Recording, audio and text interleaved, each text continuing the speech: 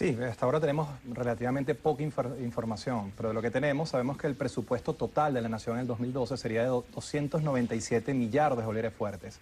Eso en términos nominales, sin ajustar por inflación, implicaría un incremento del 45% en el total de presupuesto que está planteado en el presupuesto del 2012.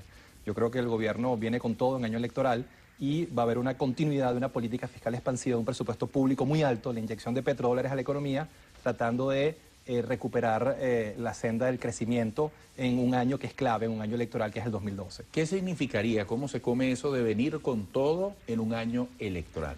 En esencia quiere decir que el gobierno va a gastar un gran volumen de bolívares, de petrodólares a lo largo del 2012, que va a incrementar su gasto público en un 45% con respecto al 2011. Es decir, vamos a tener, yo creo que una avalancha de petrodólares que van a tratar de dinamizar diferentes sectores como comercio, como el sector construcción, como el sector infraestructura, tratando de generar ilusiones de armonía en un año electoral. El gobierno viene con un presupuesto público muy alto a lo largo del 2012. ¿Por qué ilusión? ¿Por qué no puede ser algo que influya más estructuralmente en la economía del país? Bueno, porque Venezuela va a poder tener un gasto público alto y una política fiscal expansiva gracias a los altísimos precios del petróleo.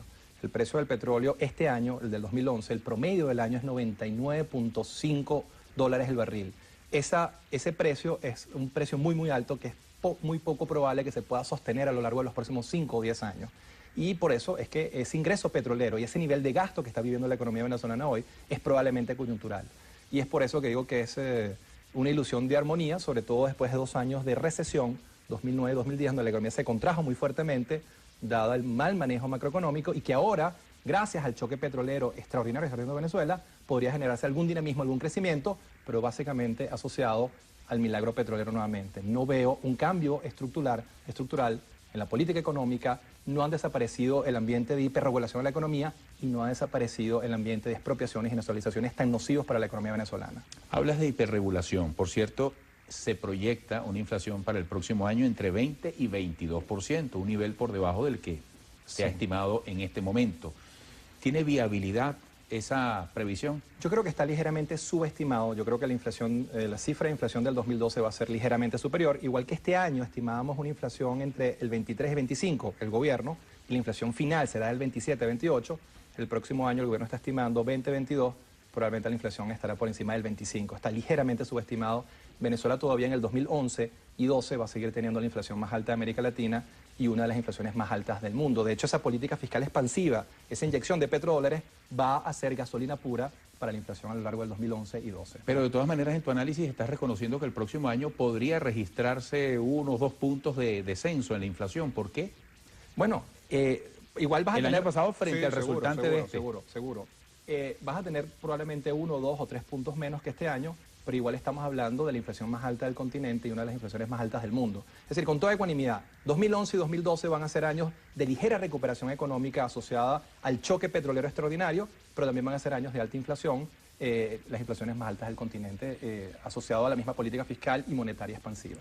El cálculo del barril de petróleo en $50, cuestión que ha sido muy polémica en la mirada de muchos sectores. ¿Qué piensa José Manuel Puente? Aquí yo creo que es una de las partes muy interesantes de este presupuesto. Se está subestimando abiertamente el precio del petróleo. Se está contemplando en $50 cuando ya dije que el precio realizado del 2011 es cerca de $100. Es decir, el precio del petróleo en promedio muy probablemente en el 2012 va a estar muy por encima de esos $50. ¿Por qué el gobierno subestima el precio del petróleo?